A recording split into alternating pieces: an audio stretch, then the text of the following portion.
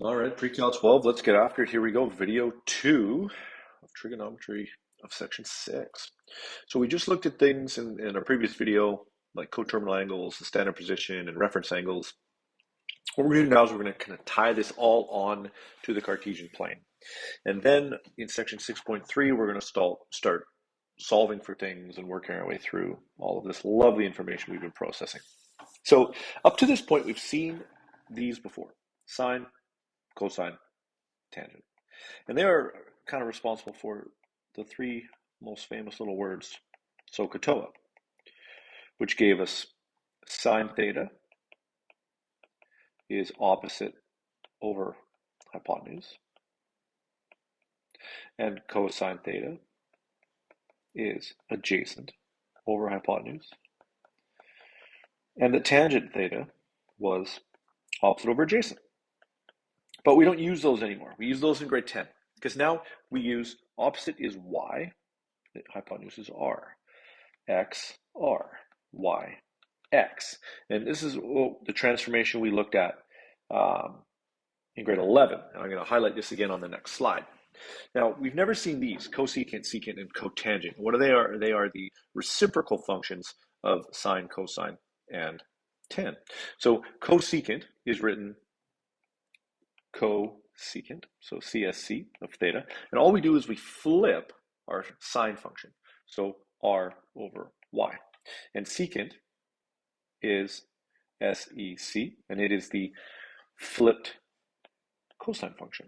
And then cotangent, cot, is the flipped tan function. So they are the reciprocals of the other ones. Cosecant relates to sine, secant to cosine, cotangent to tangent. So you're going to need that moving forward. So how does that connect to the grid? Well, it connects to the grid for this reason, right? Here's our grade 10. Here's our SOHCAHTOA. And we had adjacent, opposite, hypotenuse. But as we put that onto a Cartesian plane, right, our opposite side is our y value, our adjacent side is our x value, and our hypotenuse is our r value. And remember, the big one, r is always positive, because to get r, we would use Pythagorean theorem, and it's squared. When you square root, you're just going to end up with a positive value. R is a distance as well, right? R is the radius distance. X and Y are going to change depending on what quadrant we are in. And I was talking about that a little bit on video 6.1. So depending on which quadrant you're found in, it changes the positive and negativeness of the X and the Y, but never the R. The R is always positive. So from there, we can start thinking about this. So what are the signs of our trig functions? So here we have quadrant 1, and I've kind of cropped this. Now in quadrant 1, we have a terminal arm anywhere here, right? And the point at the end on my terminal arm exists at x comma y. And this distance here is my y distance, right? And this distance here is my x distance, and there's my r. So you can see when you're in quadrant 1, both x and y are positive. So sine theta is going to be a positive divided by a positive, which is going to give you positive. Your sine theta is always a positive value. Your cosine is going to be a positive over a positive, positive. Your tangent, positive over positive, positive. And then our cosecants, they have the same breakdown sine-wise because they are related in the same way. So you can see in every single scenario in quadrant 1, we have positive ratio values. So if you have an angle in radians or degrees that is less than 90 or less than pi over 2, then you're always going to have a positive ratio result, right? And that's because it's Q1. Now, what happens though when we get into Q2? When we get into Q2, we now have a triangle that forms this way with a reference angle right here. And this is why the reference angles can vary slightly with respect to their standard position angle values. Because now we have here, now in this case, my x value is in Q2, so my x value is negative. So sine doesn't change. Sine is still positive over positive, which is positive. And cosecant is also positive over positive, which is positive. So what you find is you find that sine is positive in Q1 and Q2. We know that for sure. Okay. And now if we look at cosine though, we get x involved. And here though, my x value is negative. And that's the same for secant, except the negative is in the denominator. So both cosine and secant are negative in Q2, and then also tangent and cotangent, since there is an x included in their ratio, is also negative. So of all of our trig values, the only one that's positive in both Q1 and Q2 is sine and cosecant, but all the other four are going to be negative. So you see they're going to vary depending on which quadrant you're in, even though the reference angle will give you the same value. And if you're confused at what I'm talking about right now, just for the sake of degrees, if you take your calculator and you go sine of 30 degrees and sine of 150 degrees, right? Q1, Q2, same reference angle. You're going to get the same answer, positive in both. But if you go cosine of 30 degrees and you go cosine of 150 degrees, you're going to get a positive ratio value there, but a negative ratio value there. And that is what this is telling us. And that is how the connection that you're going to start to make. So let's look then at Q3. Now you might already be saying to yourself, Q3, well, obviously I'm down here now, so my y value is negative, and my x value is negative. So sine this time is now negative over a positive, but so is our cosecant. So sine is now negative, and cosecant is now negative. Cosine, you see, well, my x value is still negative, so also negative and negative. So both sine, cosine, cosecant, and secant are negative in Q3. But then what about tangent? Well, see, tangent is respect to y and x. So now we have negative over a negative, negative over a negative, which gives us positive, and negative over a negative, which gives us positive. So tangent and cotangent are positive in Q3. Everything else is negative. So you can see all the relationships here depend on which quadrant we are in. And now when we get to quadrant 4, now our y value is still negative. So you can see sine negative in Q3 and Q4, positive in Q1 and Q2. Cosine positive in Q1 and Q4, negative in Q2 and Q3, and then tangent is positive in 1 and 3, and negative in 2 and 4. And you will get as clear with those as I am, because you're going to work through this so much. So again, here we have a negative over a positive and a positive over a negative. So both sine and its reciprocal function are negative. Cosine is now positive over positive, so positive, and then positive over positive, which is positive. And then tangent, though, we're back to the fact that now my y value is negative, my x value is positive, so I'm negative again. So that is how everything connects throughout your quadrants as you rotate. That's why reference angles are so important, because the reference angle gives you the numerical ratio, but the quadrant will give you the sign depending on which trig function you're using. So there is a lovely little summary in the notes. I'll kind of draw it ad hoc here. And it's this. A lot of people have used it as like all students take calculus. And what it is, it is where are they positive? So all of them, sine, tangent, cosine. I don't like memory tricks like that. I like actually understanding what I'm doing. So take what you need from it, but just be aware how things change throughout the quadrants. So we're going to put this all together now, okay? And you got to think about this a little closer. You got to make sense of what you're staring at. So here we have cosecant theta. All right, now cosecant theta is equal to, that's related to sine, okay? If sine is y over r, cosecant is r over y. So what that'll tell you is we have negative 7 over root 3, which means the negative must go with the root 3 because r can never be negative. So we have an r value of 7, and we have a y value of negative root 3. And then the other piece of information is we're told that tangent is negative. So where is tangent negative? Tangent is negative here and here. But what we know is we have our y value is negative. So that doesn't exist in Q2, that exists only down there in Q4. So that is where we are going to put our first graph. And now we can draw this thing. So we know where it's going to exist, so we're going to draw it. And my drawing won't be to scale. I'm just going to draw it. And my y value is -√3, and my radius is 7. And what we need to know is what's cos theta. Well, in order to know cos theta, we need x. And how do we get x? Well, we use Pythagorean theorem. And x squared plus y squared equals r squared. So in this case, r squared minus y squared equals x squared. So we have 7 squared minus -√3 squared equals x squared. 49 minus 3 equals x squared. 46 equals x squared. So x equals the square root of 46. And since we are in quadrant 4, that x is positive.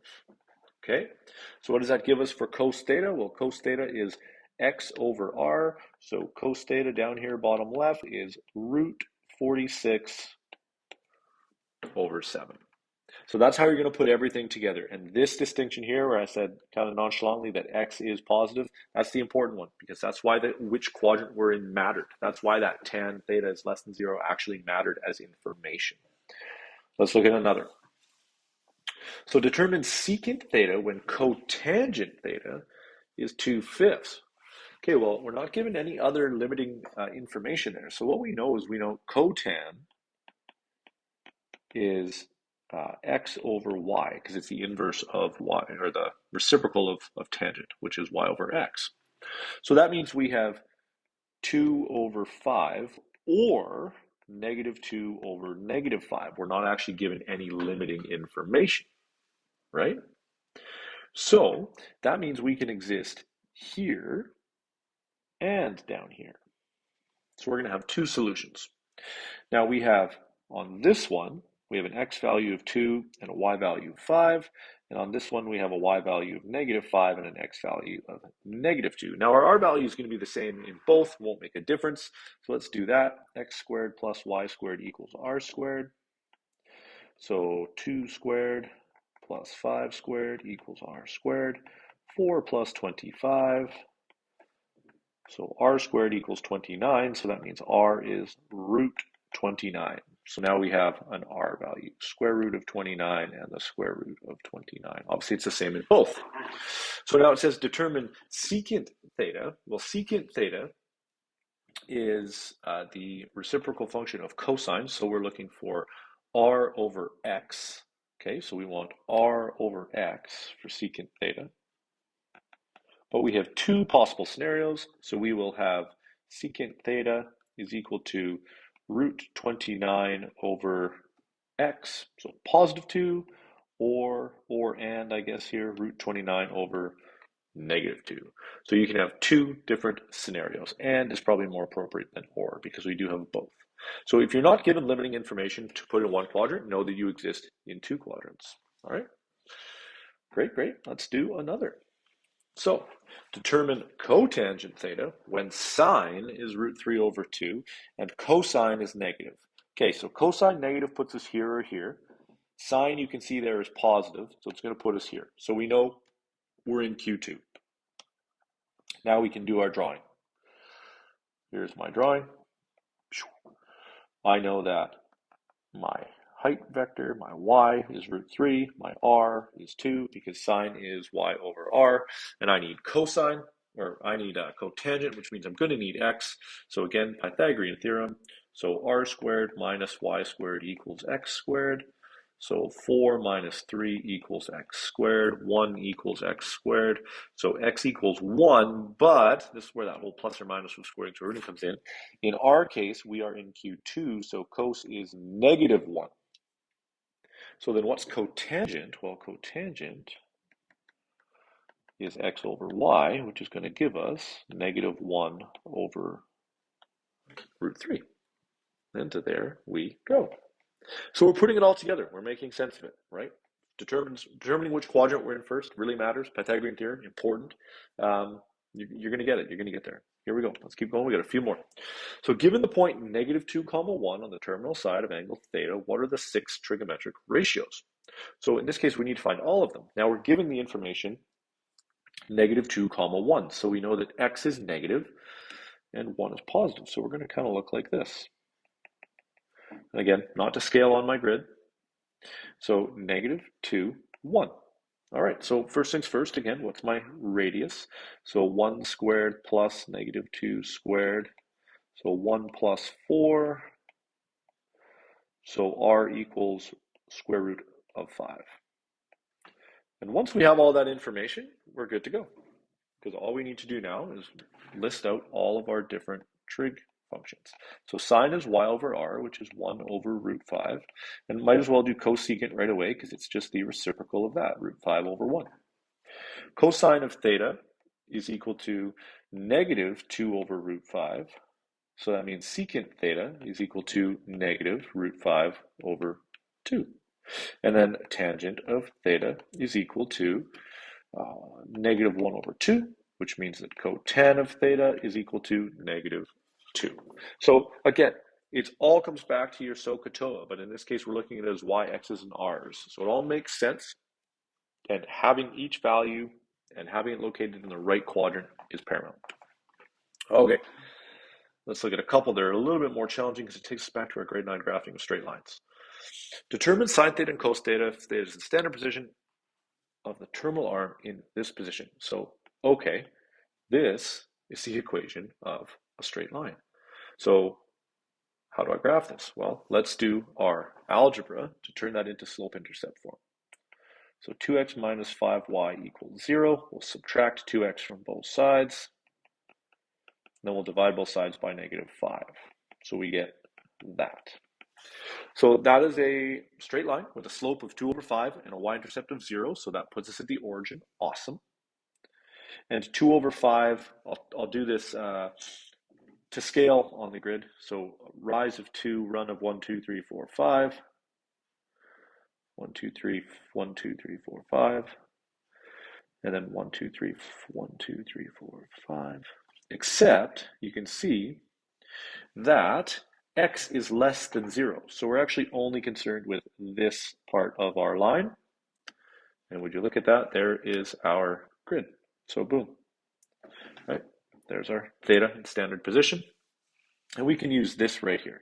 Right? There's our triangle. Negative 2, negative 5. So all we need is r. Well, here we go again. R squared is equal to negative 2 squared plus negative 5 squared. So r squared equals 4 plus 25. R equals 29. R squared is 29, so r is root 29.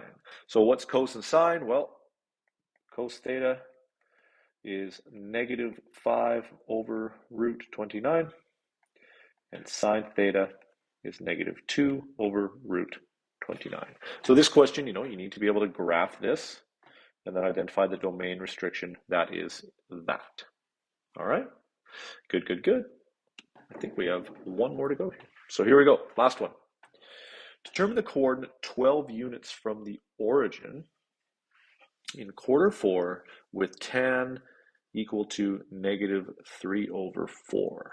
Okay, so what does that give us? Well, we know we're in Q4 here, okay? And we know that our x value is, because if we're in Q4, our x value is positive, so 4, and our y value is negative 3. So what's our radius then? Our radius in this case is going to give us 4 squared, so radius squared, plus negative 3 squared. So r squared equals 16 plus 9. R squared gives us 25. R is 5. So with this information, right, what do we have? We have something that would look like this. Negative 3, 4, right? But we need something that has 12 units from the origin. So we're actually looking for a similar triangle, because a similar triangle is going to have the same ratio, just different values. And there, it's the green has to be 12 instead of 5. So how do we solve this? Well, we solve similar triangles. So we have all of these things related to one another. Now, we know that we have a 4 to 5 ratio of x to r, right? Because x on our black triangle, x is 4, r is 5. So we can use that same ratio by saying, okay, well, 4 over 5 has to be equal to my new x over 12. Let's call it x prime. We're solving for the x value of the green triangle. And then we just do a little bit of algebra, multiply by 12 on both sides, and we get x prime is equal to 48 over 5. So that would give us this distance here, 48 over 5. And then we do the same thing for y. Our original triangle had the ratio negative 3 over 5 has to be equal now to my new y prime over 12. So again, multiply both sides by 12. Y prime is equal to negative 36 over 5. So that would be this distance here. So you're done. The coordinates of the point are 48 over 5, comma, negative 36 over 5. Those are the coordinates of the point that is 12 units from the origin, but still satisfies tan theta equals negative 3 over 4. So there's a lot happening here. Have fun with this one. Trig can be a little bit of a puzzle sometimes, but it's definitely enjoyable. So if you have questions, let me know, comments, throw them in the comment section, and I'll see you next time. Thanks so much.